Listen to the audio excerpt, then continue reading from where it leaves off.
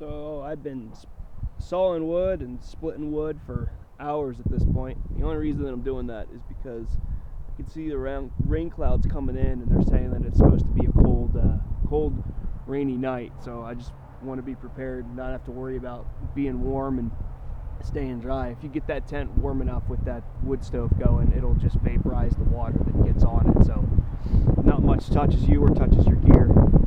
So the saw that I am running is the Corona Razor. I like this saw a lot. The reason I like this saw is it is very small. It folds down. It's super small. I can put it in my back pocket or put it wherever it's easy to get to.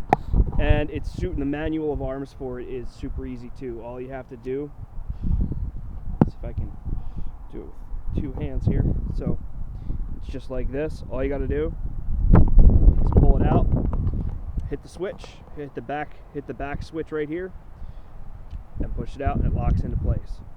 So yeah, and it seems to work really, really well. I don't know if you could see it, but I decided to rip the front piece off on accident. I think that happened yesterday. Yeah, it happened yesterday. Believe it or not, I found something super cool in there. I don't know if you can see it, but there's a stump right there.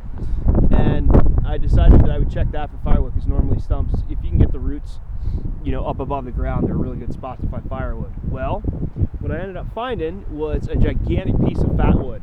All of the pine sap had, over the years, it settled into that spot, and it's just a big, heavy chunk of fat wood. And I'll show you later, but I'm planning on taking that home, because that way I could use that to start the fires at my house. We run basically only wood heat at my house with some electric infrared heaters, but I prefer wood heat. It's just better. Yeah, wind's been on and off, all day. I woke up, it was a little bit windy, and then it calmed down, and now it's back up to being windy again. But we're right in this valley right here, so the wind it's a wind tunnel. It just shoots right through.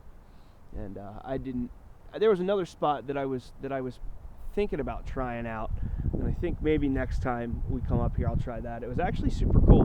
It went down. The only issue was that I had a really hard time getting my sled down there, but it goes down over some flat rocks, and then you get down in there, and it's just little pine forest, and there's a beach. It's actually a ride. It looks like a small little pebble beach. And next time I come out, I want to bring my fishing pole, and we're going to do some fishing.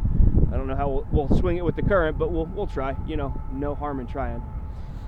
And that was the culprit right there, all night last night. Yeah. The cars died down at about midnight, but they just kept going. Trains like clockwork.